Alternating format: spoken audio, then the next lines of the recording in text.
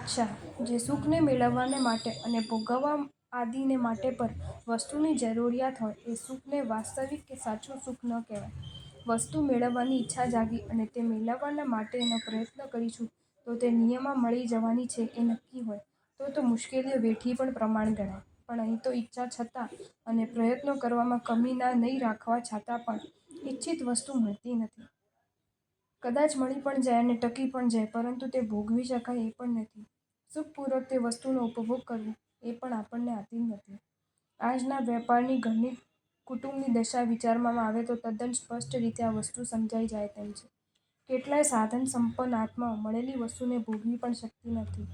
ઉલટા તેમને દેખવાનું ન દાઝવાનું થાય છે. એક રોટલી ખાઈને 4 વાર ઝાડે ફરવા જવું પડે. અરે એવી સ્થિતિ પણ થાય છે કે ખાવાની સંખ્યાબંધ વસ્તુઓ મળી જાય, એ વસ્તુઓને ખાવાની તીવ્ર ઈચ્છા હોય છતાં ગળે જ ઉતરે નહીં. ઘરમાં કજિયો એવો ચાલતો હોય કે છતી સામગ્રીઓ હૈયામાં હોળી સળગતી જ હોય, પણ એમ બને છે ઘરનું કોઈ માણસ જ એવું નીકળે કે દુનિયાને મોઢું દેખાડવું મુશ્કેલ થઈ પડે. આ બધું શું સૂચવે છે કે જે નાશવંત વસ્તુ મેળવવી એ પણ આપણે આધીન નથી, એ મળી જાય તોય તેને ટકાવવી એ પણ આપણને આધીન નથી, અને ટકી જાય તો પણ એનો ઔછિક ઉપભોગ કરવો એ પણ આપણને આધીન નથી. જ્ઞાનીઓ કહે છે કે જે આત્માઓ આવા કૃત્રિમ સુખને જ વાસ્તવિક સુખ માની લે, તે આત્માઓને સાચા સુખની પ્રાપ્તિ થવી મહાદુર્લભ છે. વળી એ વસ્તુ મળી ગયા પછી, ટક્યા પછી, ભોગવ્યા પછી પણ એનો સંયોગ ક્યાં સુધી? છેવટે એ તો નક્કી જ છે કે તેના માલિકને તે છોડીને ચાલ્યા જ જવાનું છે. એટલે આદમી પોતાના ભાગ્યયોગે પ્રાપ્ત થઈ ગયેલી વસ્તુને ચાહે છોડવાને ઈચ્છે કે ચાહે છોડવાને ન ઈચ્છે તો પણ એને એથી વિખૂટા તો પડવાનું જ છે.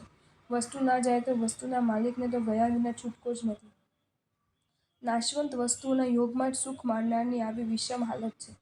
વસ્તુની ઈચ્છા થાય અને તે ન મળે તોય દુઃખ, તે મળે અને ટકે નહીં તોય દુઃખ, તે મળે ને ટકે પણ ભોગવાય નહીં તોય દુઃખ, અને કદાચ માનો કે તે મળી પણ જાય, ટકી પણ જાય અને તેનો ઉપભોગ પણ થઈ શકે, છતાં છેવટે એ વસ્તુને છોડીને તો ચાલતા જવું જ પડે એટલે એ પણ દુઃખ. આવી રીતે છતી ઈચ્છાએ અને છતાં પરિશ્રમે પણ માત્ર ભાગ્યયોગે જ જે મળતી, ટકતી અને ભોગવાતી વસ્તુઓ કે જે છેવટ છૂટવાની જ છે અથવા તો છોડવી જ પડવાની છે, તેને મેળવવાને માટે જીવનને બરબાદ કરી દેવું, એની જ પાછળ જીવનની સર્વ શક્તિઓને ખર્ચવી એ કેટલે અંશે યોગ્ય ગણાય?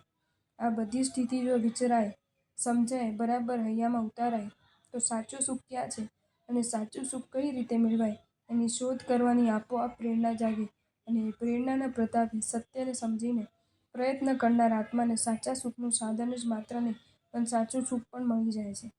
સાચું સુખ ક્યાં છે એ અને દુનિયાના માણી લીધેલી વસ્તુમાં સાચું સુખ જ નથી, એ સમજવાને માટે એક દ્રષ્ટાંત અત્રે કહેવાય છે. એવું બન્યું જ છે કે નહીં એ વિષયમાં આપણે ઊંડા નહીં ઉતરીએ. એવું ન બન્યું હોય તો પણ ધારો કે એવું બની જાય તો આપણે એ ઉપરથી શો બોધ લેવો જોઈએ? આપણો કહેવાનો આશય માત્ર વસ્તુનો ખ્યાલ આપવા પૂરતો જ છે. એક બાદશાહ હતો. વિશાળ પ્રદેશ ઉપર તેની સત્તા હતી. અઢળક સમૃદ્ધિ તેની પાસે હતી. તેને લાગતું કે હું જે ઈચ્છું તે કરી શકું. તે માનતો કે હું બાદશાહ છું, માટે ગમે તે ભોગે મારી ઈચ્છાઓ પૂરી કરવાનો મને અધિકાર છે, અને એથી જ તે પોતાની ગમે તેવી પણ ઈચ્છાને અમલમાં મૂકતા બીજાને એથી કેટલું નુકસાન થશે એનો વિચાર જ કરતો ન હતો. એકવાર એને ઈચ્છા થઈ કે હું બાદશાહ અને મારા રાજમહેલમાં જગતભરની સારામાં સારી વસ્તુઓ શા માટે ન હોય? તરત જ હુકમ છૂટ્યા, ગમે તે રીતે, ગમે તેમ કરીને, જરૂર પડે તો જુલ્મો ગુજારીને, ત્રાસ વર્તાવીને, ખૂન કરીને પણ દુનિયાભરની દરેકે દરેક સારી વસ્તુ અહીં હાજર કરો. પ્રજામાં ત્રાસ વર્તી રહે. રાજા તરફ તિરસ્કાર ફેલાઈ ગઈ. પણ બાદશાહ તો નવી નવી સુંદર વસ્તુઓ મહેલમાં આવતી જોઈને આનંદ પામતો હતો. પોતાના આનંદ ખાતર તે પ્રજાને માથે વર્તતા ત્રાસને જાણવા છતાં તેની લેશ પણ દરકાર કરતો નહીં. પણ રાજા કહો કે રંક કહો, એક દિવસ સૌનું શરીર મૃત્યુ પામીને સળગું થઈ જાય છે. મૃત્યુ સામે કોઈથી થઈ શકાયું નથી અને થઈ શકાવાનું પણ નથી. બાદશાહને વખત જતાં એક રોગ લાગુ પડ્યો. ઘણા વૈદ્યોને હકીમો આવ્યા. ઘણી ઉત્તમ દવાઓની અજમાયશ કરી, પણ બાદશાહનો એ વ્યાધિ અસાધ્ય નીવડ્યો.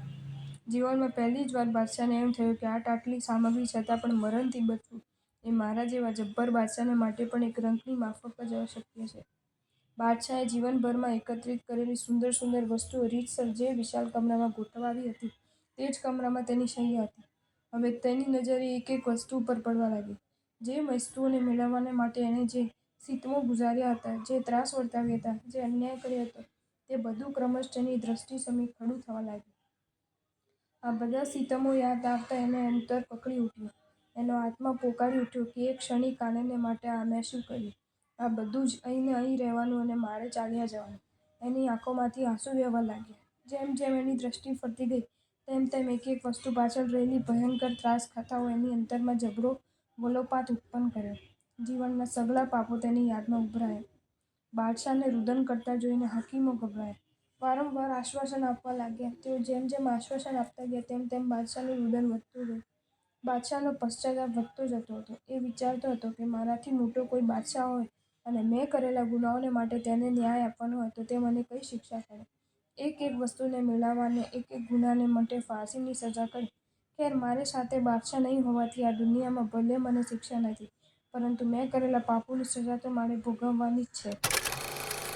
પાપોની સજાનો વિચાર બાદશાહને ખૂબ મૂંઝવે છે. એ મૂંઝવણ બાદશાહ જેવા બાદશાહને પણ રડાવે છે. પાસે ઊભેલા હકીમો એના અંતરના વિચારોને જાણતા નથી એટલે રુદનનું કારણ પૂછ્યા કરે છે. આખરે બાદશાહ કહે છે કે તમે હવે દૂર હટી જાઓ, મારા રોગનો ઈલાજ તમારા કોઈની પાસે નથી.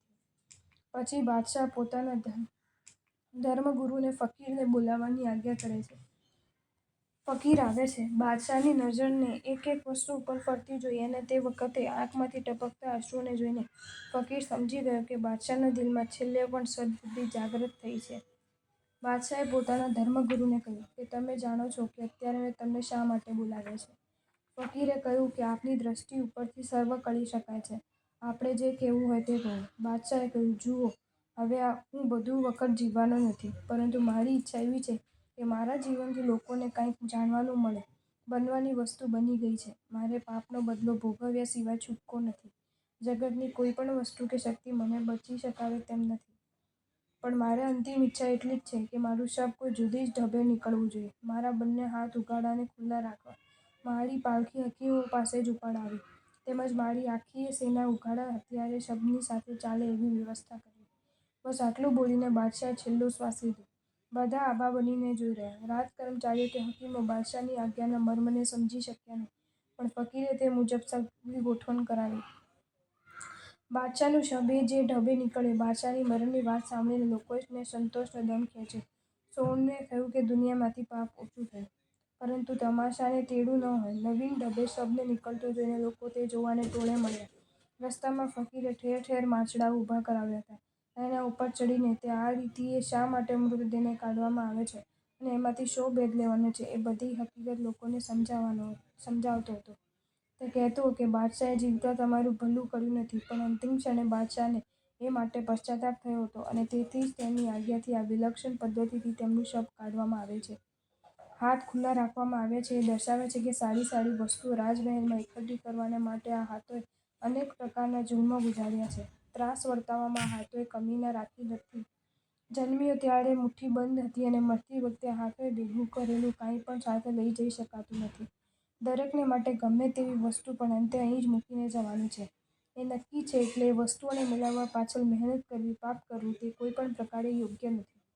હકીમો પાસે પાલખી ઊંચકવામાં આવી છે એ દર્શાવે છે કે રોગ આવ્યો ત્યારે સેંકડો હકીમો અને વૈદ્યો બાદશાહની સેવામાં હાજર હતા. રાત દિવસ અખંડ હાજરી આપતા હતા. ક્ષણે ક્ષણે નાડી તપાસતા હતા. છતાં પણ તેઓ બાદશાહના મૃત્યુને અટકાવી શક્યા નથી. આથી સમજો કે મરણ વખતે સેંકડો હકીમો કે વૈદ્યો નકામા જ છે. આજે મરણ જેવા શોકના પ્રસંગે સેનાના હથિયાર મ્યાન કરેલા રાખવાને બદલે ખુલ્લા રખવાયા છે. એ દર્શાવે છે કે બાદશાહ એકલા નહોતા. રક્ષણ કરનારું કોઈ હતું નહીં એમ પણ નહીં, પરંતુ રક્ષણ માટે હજારો સૈનિકો ખુલ્લા હથિયારે હાજર હોવા છતાં પણ મૃત્યુના મુખમાંથી બાદશાહને બચાવવાને માટે કોઈ પણ સમર્થ નીવડ્યું નથી. એટલે જગતની કોઈ પણ વસ્તુ, મોટામાં મોટા હકીમ કે સેંકડો વીરોની સેના, એમાંનું કોઈ જ મૃત્યુથી બચાવી શકાતું નથી. ફકીરના આવા પ્રકારના કથનને સાંભળતાની સાથે જ બાદશાહ પ્રત્યેનો લોકોનો તિરસ્કાર ભાગી ગયો. લોકોના હૃદયમાં રહેલો દુર્ભાવ શમી ગયો અને સદ્ભાવ પેદા થયો. જો પ્રજાજનો બાદશાહના મૃત્યુના સમાચાર સાંભળીને એમ કહેતા કે સારું થયું, પાપ ગયું, તે જ પ્રજાજનો તેના મૃતદેહને હાથ જોડવા લાગ્યા. જીવનભરમાં બાદશાહે ત્રાસ વર્તાવીને પોતાના માટે જે તિરસ્કારની લાગણી પ્રજાજનોના અંતરમાં ફેલાવી હતી તે આ રીતે કરવાથી દૂર થઈ. આ દ્રષ્ટાંત શું સૂચવે છે? એક બાદશાહને પણ આટલી આટલી સામગ્રી મળવા છતાં અનિચ્છાએ રીતે રોતે રોતે ચાલ્યા જવું પડ્યું. તો પછી એવી વસ્તુઓમાં સુખ માનવું એ કયા બુદ્ધિશાળીને શોભે તેમ છે? સહેજે દેખાયું છે કે એ પદાર્થોમાં સુખ આપવાની તાકત નથી. બાદશાહને કઈ વસ્તુની કમી નથી. સત્તા હતી, સમૃદ્ધિ હતી, સ્વજન પરિવાર હતો, ખડે ઊભે પગે રહેનારા આજ્ઞાંકિત સેવકો હતા, સંખ્યાબંધ હકીમો હતા અને દુનિયાના સુંદરમાં સુંદર વસ્તુઓ તેની પાસે હતી. છતાંય સર્વને તજીને મૂકીને એને જવું પડ્યું. આવી વસ્તુઓમાં સાચું સુખ આપવાની તાકાત ક્યાંથી હોય? છતાં પણ એવી વસ્તુઓમાં સુખની કલ્પના કરવી અને જીવનભર એ વસ્તુને મેળવવાને જ મથવું એ શું વ્યાજબી છે? એ શું સુખ પ્રાપ્તિની સાચી દિશા છે? જો ના, તો કહો કે આજે દુનિયા સુખની તીવ્ર ઈચ્છાવાળી હોવા છતાં અને તે મેળવવા માટેની સતત પ્રવૃત્તિ કરતી હોવા છતાં અજ્ઞાનથી ઊંધે રસ્તે ચાલી રહી છે. એ જ કારણથી તેની ઈચ્છા અને પ્રવૃત્તિ ફળતી નથી. જો તમને આ વિડીયો ગમ્યો હોય તો આ વિડીયોને લાઇક કરો અને શેર કરો અને આવા જ નવા વિડીયો જોવા માટે જૈન ફેક્ટ્સ એન્ડ સ્ટોરીઝની ચેનલને સબસ્ક્રાઈબ કરો. ધન્યવાદ.